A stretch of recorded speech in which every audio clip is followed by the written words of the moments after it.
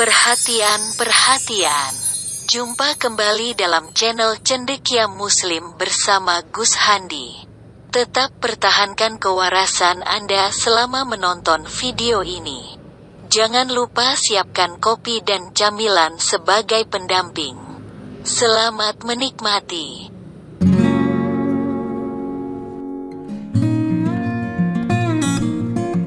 Assalamualaikum warahmatullahi wabarakatuh. Berjumpa kembali di channel Cendekia Muslim. Teman-teman sekalian, beberapa hari terakhir ini kita dihebohkan ya. Kita dihebohkan dengan sebuah pemberitaan yang kemudian viral sekali ya.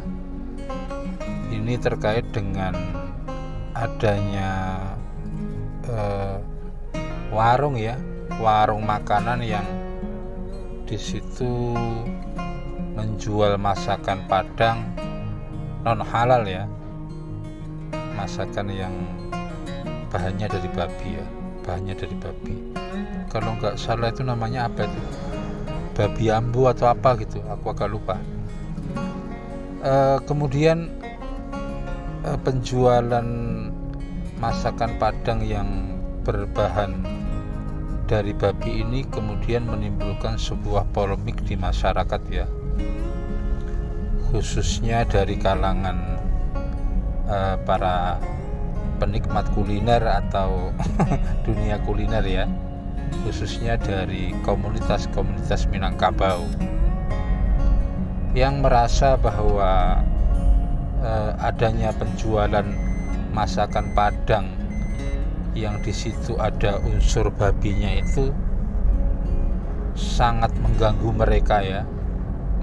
mereka atau menjadikan semacam was-was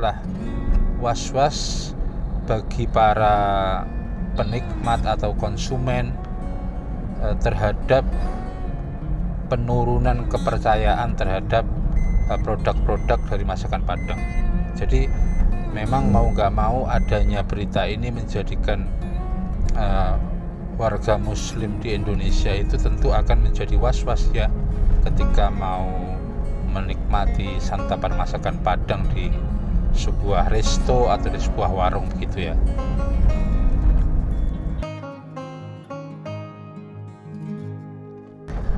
Teman-teman sekalian, kemudian persoalan ini mendapatkan respon dari berbagai pihak. Ada yang kemudian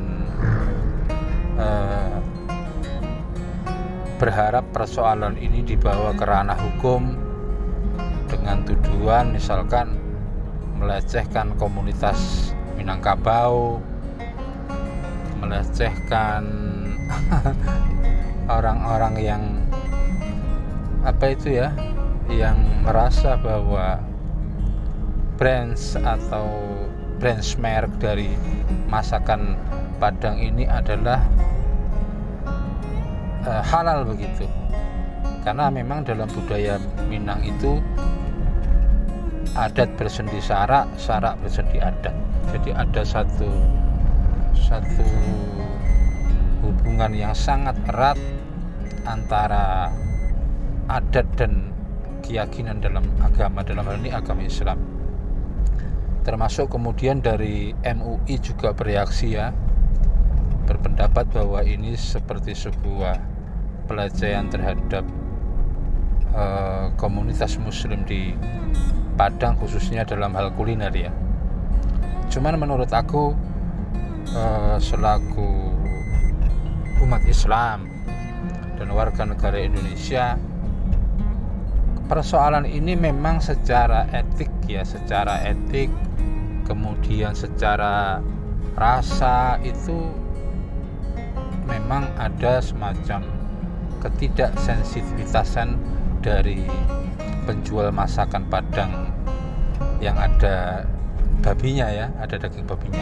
Ini kita anggap tidak sensitif ya, karena mau tidak mau brands dari masakan Padang ini adalah masakan yang halal karena ini dari Minangkabau.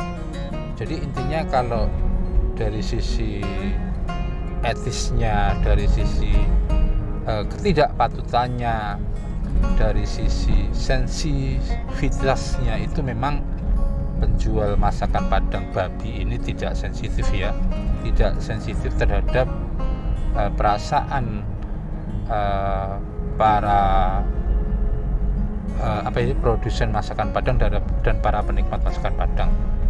Karena mau gak mau ini akan menjadikan sekali lagi was-was dari konsumen terhadap masakan Padang ya, yang tadinya mereka yakin bahwa ini 100% halal, kemudian ketika ada satu oknum yang kemudian membuat satu inovasi masakan Padang yang ada babinya ini, tentu saja menurunkan kepercayaan atau menjadikan para konsumen itu was-was.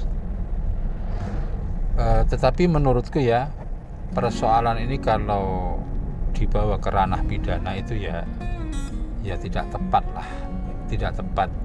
Ini soal sensitivitas, soal etik, dan tidak mesti ya persoalan rasa, persoalan sensitivitas ini bisa menjadi pelanggaran hukum, itu tidak pasti. Dalam hal ini aku tidak setuju kalau persoalan ini dibawa ke ranah hukum. Dan memang kemudian pihak kepolisian sudah memanggil yang bersangkutan, dan itu sifatnya bukan sebuah penyelidikan terhadap perkara pidana, tidak. Sifatnya hanya klarifikasi.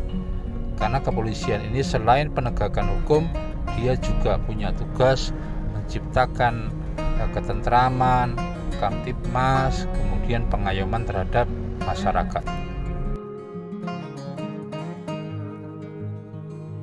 Teman-teman, di luar yang kusampaikan tadi ya, mungkin udah kadung selama ini suka sekali berseberangan dengan mainstream umat Islam yang ada di Indonesia ini.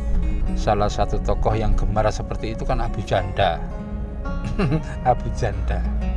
Dan dalam hal ini dia nggak mau ketinggalan. Dia juga melakukan semacam pembelaan terhadap persoalan ini ya, pembelaan terhadap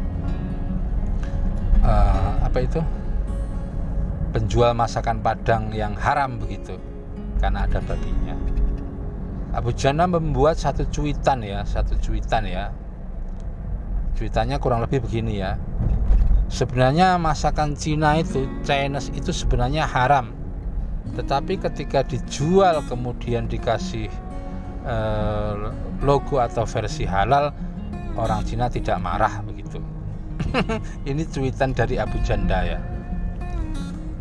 Teman-teman sekalian, cuitan ini terlepas dari sikap kita terhadap kontroversi masakan Padang ini ya. Cuman aku ingin melihat ya, menganalisa, mencermati kualitas atau kapasitas intelektualnya si Abu Janda ya, ketika membuat cuitan seperti itu. Intinya dia mengatakan ya, sekali lagi, masakan Cina itu sebenarnya haram, tapi ketika dikasih logo halal itu orang Cina nggak marah. Ya pastilah. Ini bukan satu perbandingan yang lurus, tidak. Ini tidak apple to apple begitu loh. Kalau dia membandingkan sesuatu yang halal kemudian dikasih cap haram, itu tentu itu merugikan semua pihak. Merugikan orang yang jual karena itu mempersempit, kemudian dalam hal perluasan konsumen juga sempit.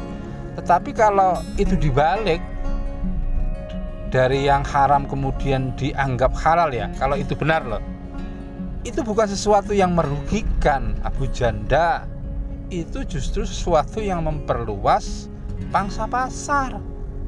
Ya tentu saja orang Cina tidak marah lah kalau memang itu benar ada. Tapi sekali lagi kan Abu Janda ini ngomongnya kan belum tentu ada datanya. Jadi kalau sesuatu yang sebenarnya dalam tanda kutip itu haram kemudian dikasih logo halal, itu tidak merugikan bagi produsen, itu justru menguntungkan. Makanya kalau itu benar kemudian orang Cina nggak marah, ya wajar lah, karena akan memperluas pangsa pasar mereka, begitu Abu Janda, kalau itu memang benar loh. Jadi kalau bikin satu pembelaan itu ya agak cerdas sedikit lah. Kemudian yang terakhir teman-teman, memang orang-orang yang tidak pernah meributkan, tidak terlalu mempermasalahkan soal makanan itu labelnya haram atau halal, itu orang-orang yang memang tidak taat pada kitab suci begitu. Karena sebenarnya dalam Al-Quran maupun dalam kitab non-muslim seperti Bible itu sudah jelas lah, kalau babi itu sebenarnya masuk ke dalam jenis makanan yang diharamkan, hewan yang diharamkan. Kalau dalam Islam jelas lah. Bahkan dalam Islam itu orang memakan itu harus ideal ya, tidak hanya berlabel halal tetapi halalan thayyiban, halal dan thayyib, halal dan bagus. Jadi dua aspek ya, ada kehalalannya dan ada sesuatu itu harus baik, bagus bagi yang mengkonsumsi. Jadi dua itu, labelnya halal dan thayyib. Contohnya ya, tidak semua yang halal itu patut kita makan ya, karena tidak semua yang halal itu thayyib. Kalau thayyib itu pasti satu kasus yang kasuistik spesifik ya. Misalkan gula itu halal tetapi dia tidak thayyib, tidak bagus bagi penderita diabetes.